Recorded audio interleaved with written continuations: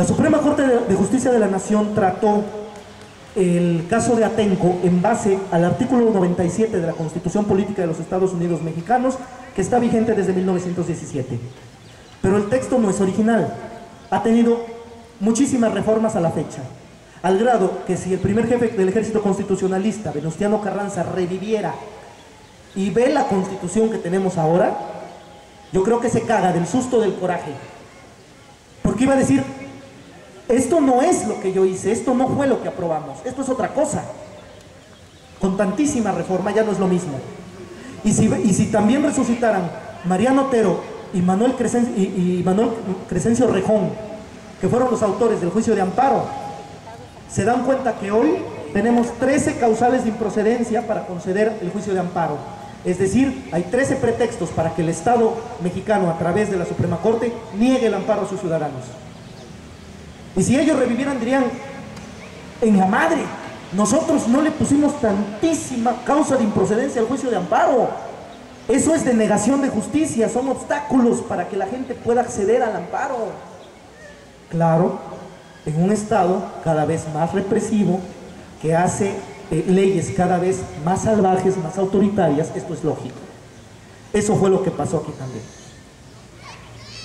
Al emitir su dictamen, la Suprema Corte de Justicia de la Nación, para lograr fijar una postura respecto al caso Atenco, envió una irrespetuosa, mínima y minúscula comisión a San Salvador Atenco y a Texcoco para que se informaran de lo que ahí había pasado.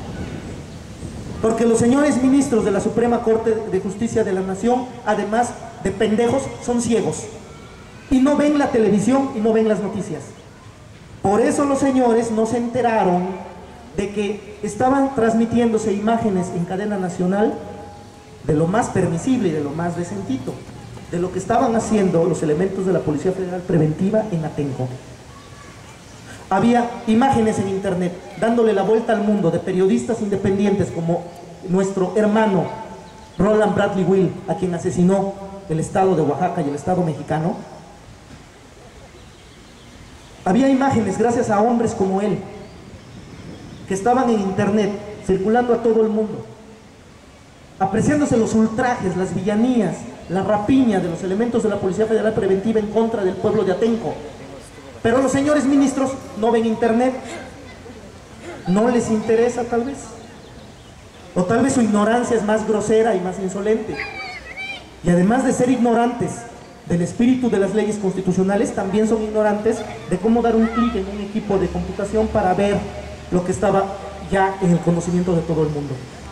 Ellos envían una comisión investigadora a Atenco, pero en vez de que se tome la molestia a uno de esos señores ministros de ir a ver por sus propios ojos, a poner una pata a Atenco, lo que hace es mandar a magistrados a que se informen, a ver, que se entrevisten ahí con los pobladores, con los vecinos, a ver qué vieron.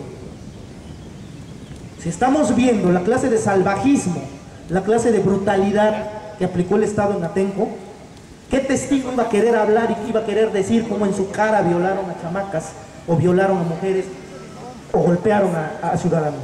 Nadie. El miedo es un poderoso aliado para el silencio, para la impunidad. Envía esta comisión y esta comisión regresa a la Corte diciendo que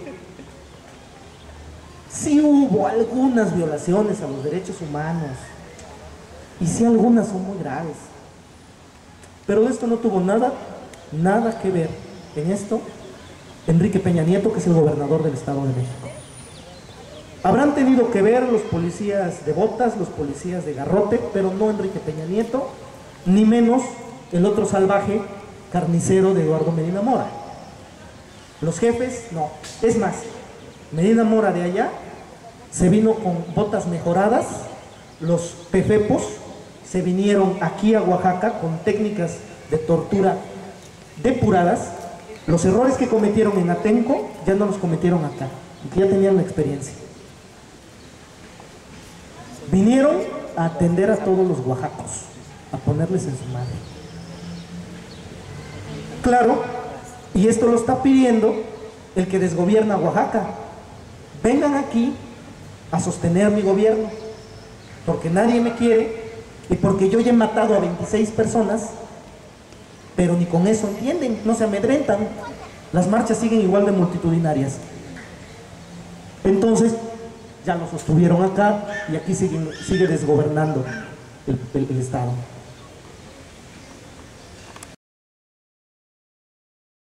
Se pronunció al respecto de que las aprehensiones por racia, es decir, las aprehensiones masivas multitudinarias, son incompatibles con el principio de presunción de inocencia. Sin embargo, esto le importa muy poco a la Corte. La Corte se empeña en decir que la Constitución Política de los Estados Unidos Mexicanos está por encima de los tratados internacionales. Claro, porque como ellos son los que deciden cómo se interpreta la Constitución, la Constitución puede decir una cosa, pero si ellos al interpretarla en sus criterios dicen otra, no se hace lo que dice la Constitución, sino lo que dicen ellos, que para eso son los ministros y para eso son la Suprema Corte. Los tratados internacionales, se supone, tienen el mismo rango de la Constitución, tienen carácter de norma constitucional y de observancia obligada, tienen el carácter de ley suprema del país. Y si la Constitución está salvaguardando de un modo la vida humana, los tratados internacionales lo hacen todavía mejor, porque nuestra Constitución de 1917 es una copia de la Constitución de 1857, y así sucesivamente. Pero también estamos viendo que la Suprema Corte de Justicia de la Nación, como órgano juzgador, carece por completo de independencia del Poder Ejecutivo. Y esto tiene una explicación que nos atañe a los oaxaqueños y a los mexicanos.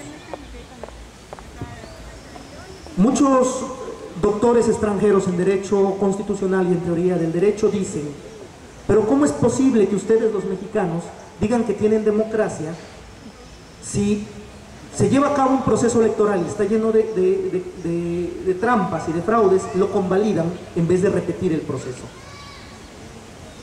Y la Corte, que debe regular la justicia, en vez de ordenar la repetición del proceso, lo que hace es convalidar y decir: hubo cochinadas, pero no afectaron.